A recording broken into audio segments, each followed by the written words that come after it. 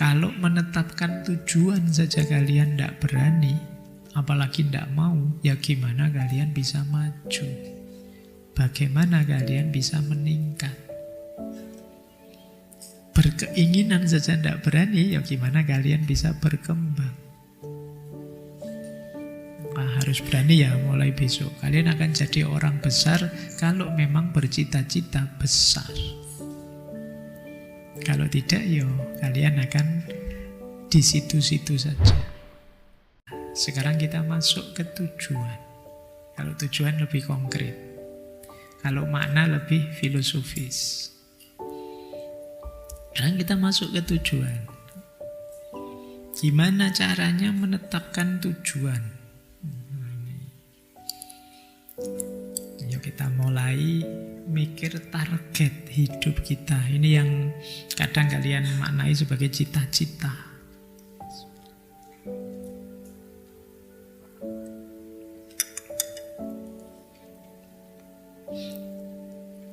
Yang pertama, mengenali dirimu dan juga nilai-nilai yang kamu yakini. Tanyakan dulu, apa sih yang menurutku benar-benar penting? Kejujuran, ilmu, keluarga, spiritualitas. Coba kamu tanya dirimu ya, apa yang paling penting dalam hidupmu? Kalau kalian sudah bisa menyebutkannya, berarti lakukan apa saja sesuai dengan hal yang kamu anggap paling penting tadi. Kalau kalian masih belum bisa jawab ini, ya berarti kalian nanti sulit menetapkan tujuan. Tujuan itu kan kalian arahkan ke hal yang menurutmu paling penting. Kalau sudah ketemu jawabannya apa, yang kedua boleh, kalau ini populer sih di ilmu manajemen, gunakan prinsip SMART. Tetapkan tujuan yang SMART. SMART itu S-nya spesifik, M-nya measurable, A-nya achievable, R-nya relevan, dan T-nya time bound. Spesifik itu jelas, tidak kabur. Awas tercampur dengan makna. Kalau makna mungkin kan bisa, Pak, saya ingin jadi orang yang berguna bagi nusa, bangsa, agama, gitu kayak zaman kamu SD kalau ditanya cita-cita susah jawabnya, yang ingin jadi orang yang berguna bagi nusa, bangsa, agama, dan orang tua misalnya. Iya. Tapi ini kan masih kabur. Tetapkan tujuan yang spesifik. Pak, saya ingin 5 tahun lagi sudah lulus S3. Meskipun sekarang S1 baru.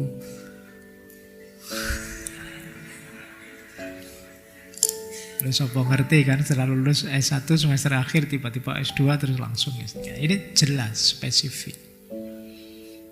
Jadi jangan kabur. Kabur tujuan kok kabur, itu sulit diminta pertanggungjawabannya.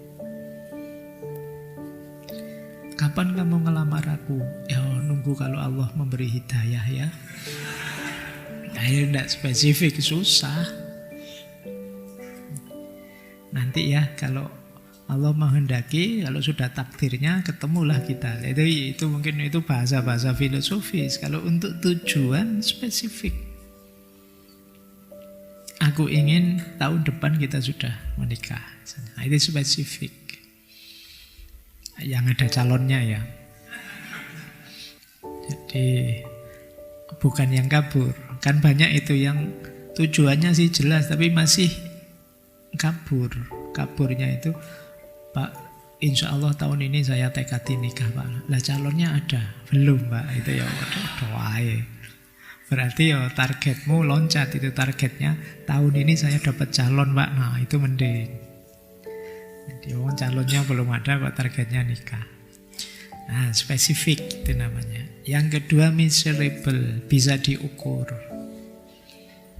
Jadi, bukan yang tidak ada kuantifikasinya, tidak ada kuantitasnya, itu sulit ngukurnya.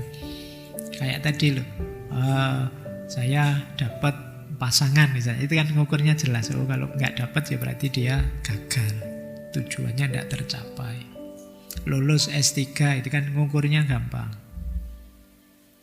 Yang ketiga realistis, achievable, bisa dijangkau. Kayak tadi, wong kuliah S1 ndak lulus-lulus sampai semester 13 kok 5 tahun lagi pengen lulus S3, itu kemungkinan kurang realistis. Targetlah yang lebih realistis, yang lebih masuk akal. Iya, gantungkan cita-cita setinggi langit, tapi yuk yang realistis saja. Kalau tidak realistis, kamu ngundang bencana. Kenapa? Ya nanti susah dipenuhi, terus kamu jatuhnya stres, depresi. Targetmu ketinggian, keduren. Tapi kan kalau Allah menghendaki, iya Allah bisa saja menghendaki. Tapi kan kita ini hidup dengan rumus sunnatullah, sesuai hukum alam saja, yang realistis saja. Ya kalau Allah menghendaki, mungkin bulan depan kamu bisa jadi presiden. Tidak tahu ada bencana apa di Indonesia ini, terus yang hidup tinggal kamu. Jadi presiden itu kalau Allah menghendaki. Cuma kan pedoman kita merancang hidup ini kan sunnatullah, yang realistis, sesuai pola hidup alamiah kita. Baik. Terus itu kan kayak orang menikah satu saja belum sudah heboh tentang poligami. Ya siji wae sik. Jadi tidak realistis pembahasannya. Lanjut. Terus relevan, nyambung dengan hidupmu sekarang. Jadi relevan itu ya konteks hidupmu apa, cita-citamu seputar itu. Kalau kuliahnya tadi di jurusan tafsir, terus kamu ingin jadi mufasir atau penulis kitab tafsir atau dosen tafsir, relevan.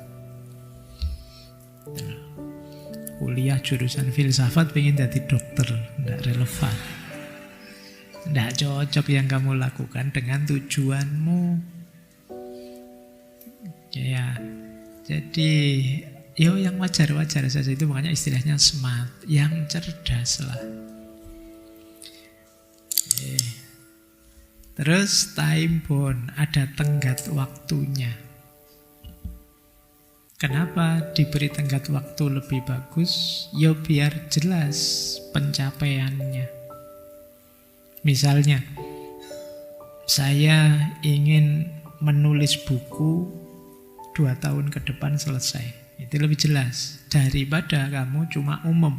Saya pokoknya pengen jadi penulis, Pak. Ini susah ngukurnya. Sampai besok-besok ya pengen jadi penulis terus. Tidak jelas targetnya. Kalau ada target jelas, kalian kan jelas mencapainya. Wah, ini kurang 2 bulan lagi, Pak. Ini saya kemarin janjinya 2 tahun, sekarang kurang 2 bulan lagi. Kamu bisa ngitung. Tapi kalau waktunya tidak jelas, ya sampai kapanpun ya kalian bisa ngambang. Terus bedakan tujuan jangka pendek, jangka menengah, jangka panjang. Ini memudahkan. Jangka pendek mingguan, jangka menengah mungkin tahunan, jangka panjang puluhan tahun boleh. Misalnya, Pak, untuk jangka pendek saya punya target membaca buku 1 buku per bulan.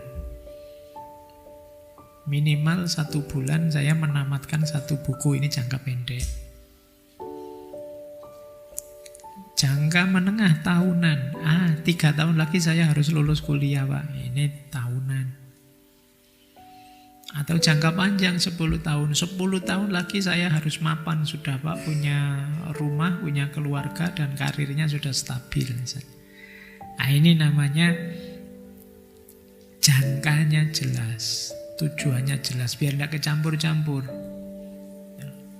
Jangan kebalik-balik. Ditanya cita-citamu di masa depan apa? Yo, saya pengen baca buku saja Pak, 1 bulan 1 kali. Itu yo, 1 bulan 1 kali yang tidak bisa cita-cita ke depan.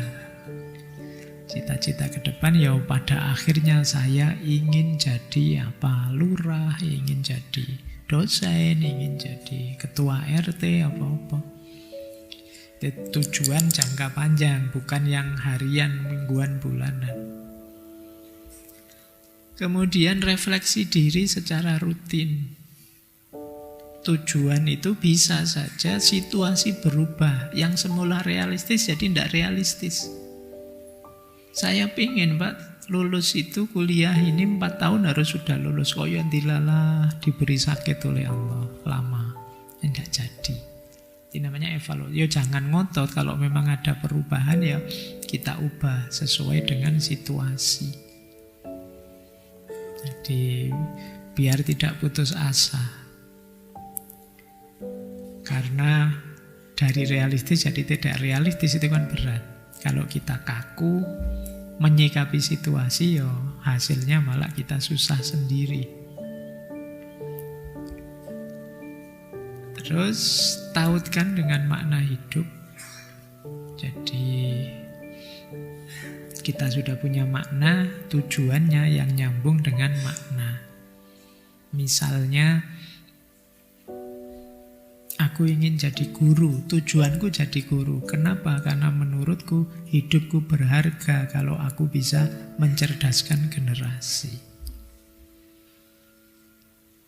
Kemudian silahkan menetapkan tujuan dengan mengambil inspirasi filosofis atau spiritual.